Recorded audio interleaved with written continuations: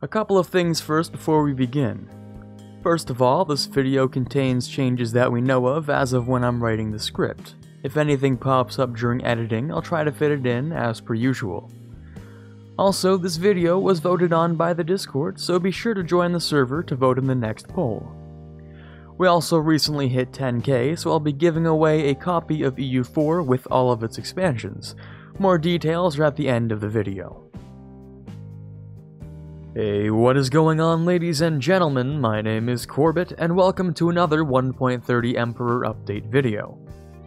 By now you know the drill, and today we'll be talking about the changes coming to Hungary and the Balkans. Specifically, map changes and missions. Be sure to also check out the playlist containing these videos to learn about France, Germany, and Italy. Without further delay, let's begin with Hungary. Hungary hasn't had many map changes for their personal holdings, but something immediately noticeable is that Croatia now starts as a personal union under Hungarian control, and has a few new provinces to make that possible. If Hungary falls into a personal union with Austria, Croatia will be inherited by Hungary automatically, so Austria players need not worry about filling up another relationship slot. On the theme of map changes, a new trade node has also been put in place to split up Wien and Constantinople.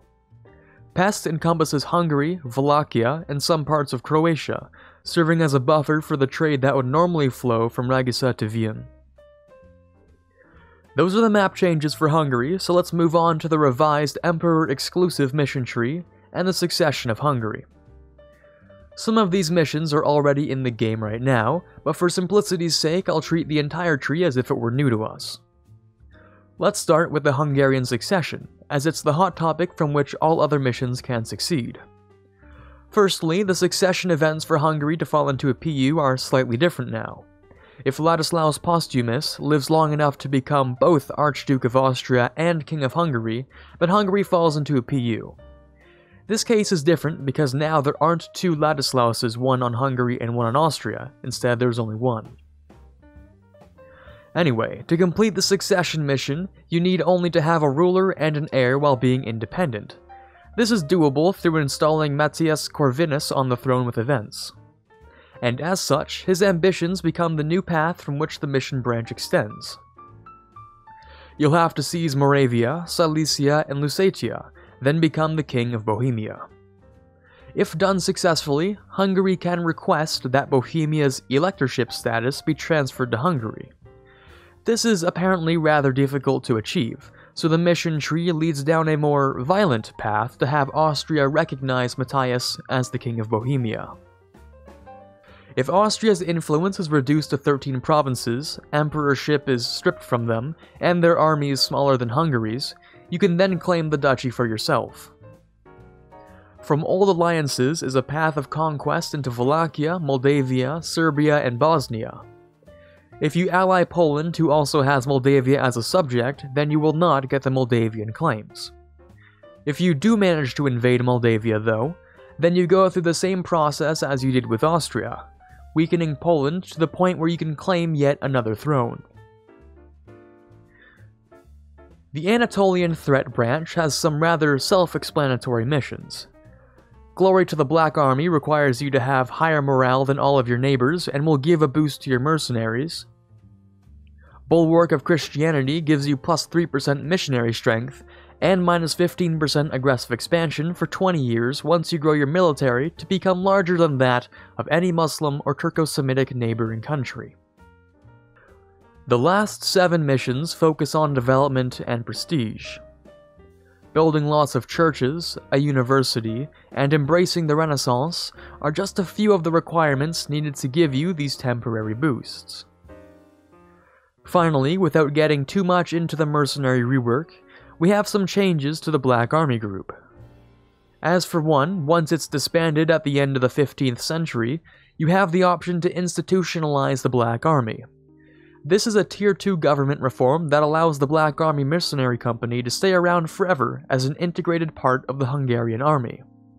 This reform also gives bonuses to mercenary cost and discipline, at the cost of nobility loyalty. I think that's it for Hungary, so let's move on to the Balkan states, starting with the Western Balkans.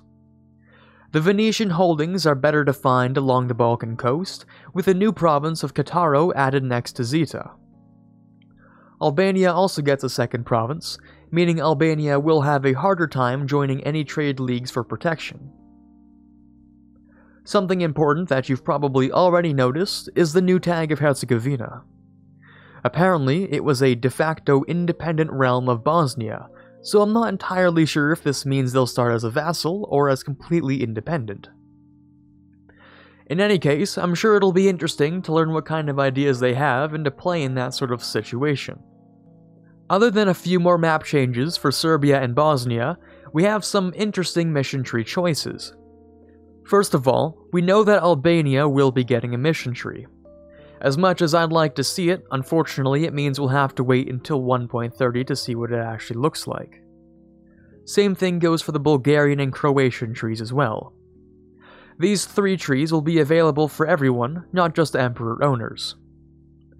Serbia's mission tree, however, will be Emperor exclusive. Speaking of Emperor, Serbia's mission tree seeks to reclaim the lands of the empire it once held.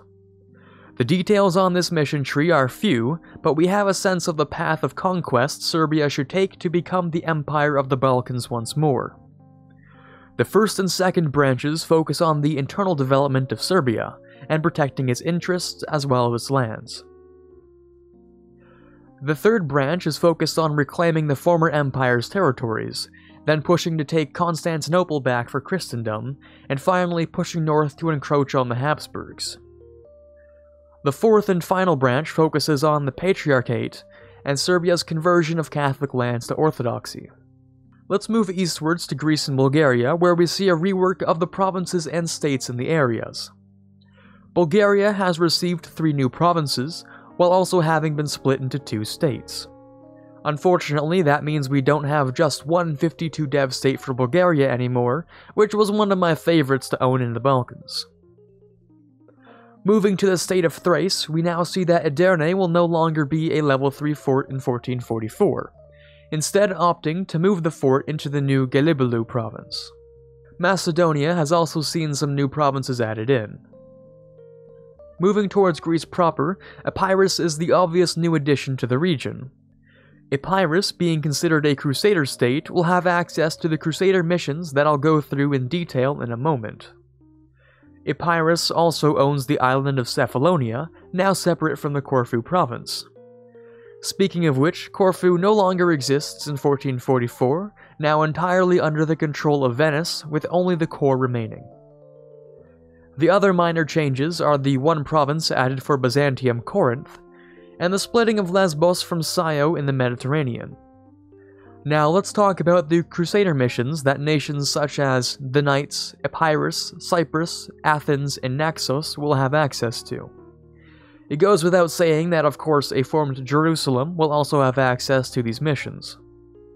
To reach the Holy Land, Crusaders will need to build a navy. The gained 25% galley combat ability should prove useful for the cause. Should you successfully crusade for Antioch, then the city is granted to the Knights, turning them into your vassal and restoring the Knights' hospitality. If you're playing as the Knights yourself, you gain 10% morale and 10% manpower modifier instead. Once taking the Holy Land for yourself and the surrounding lands of the Kingdom of Heaven, you'll be tasked with converting it and preparing to invade Egypt, the land of Moses. After establishing a Catholic archbishopric at Alexandria, you'll discover the resting place of the Ark of the Covenant, where you must make the decision whether to open the Holy Relic or not. Once the Crusaders have proven themselves in the Holy Land, they must convince the Pope to renew a crusade against the Ottomans, the goal being to take Greece back from the Ottomans and proclaiming the Latin Empire which briefly existed after a series of events during the Fourth Crusade. The final threat to deal with is the Barbary pirates of North Africa. As they seem to be out of effective range from Greece, negotiations should be made with the owner of Malta to transfer ownership. After successfully crusading against piracy, you'll be rewarded with a permanent boost to naval morale and ship trade power. Finally, during the Age of Discovery, there'll surely be a need for knights in the New World. After colonizing any New World province other than in Australia, you'll be equipped with a Scottish conquistador and encouraged to find the legendary Fountain of Youth. So those are the changes to Hungary and the Balkans. It's my mission to try and cover as much of the new update as possible before it launches. I can proudly announce today that the map changes are entirely complete. Which part do you want me to cover next? There are interesting changes to religion to cover, and changes to revolutions as well. If you want to see more Emperor content covered on the channel, leaving a like would go a long way to making that happen. And if you don't want to miss the next upload, subscribing and turning on notifications is your best bet to make sure you're caught up with every single upload. This is Quarbit signing off, and as always, have a fantastic day. If you managed to get this far, first of all, thank you for sticking around to the end. Now let's talk about the giveaway. A community post talks all about the details if you ever want a refresher without coming back to this video. But here's the gist. Following me on Twitter, Twitch, or being a relatively active member in the Discord will get you entered in the giveaway for a copy of EU4 with all of its relevant expansions. This basically means no unit packs or music packs will be included, but everything that affects your gameplay will be yours. The requirements are also not mutually exclusive, meaning you can have your name entered up to 3 times should you complete all of the requirements. The winner will be announced in 1 week, so check your DMs on everything to see if you've won.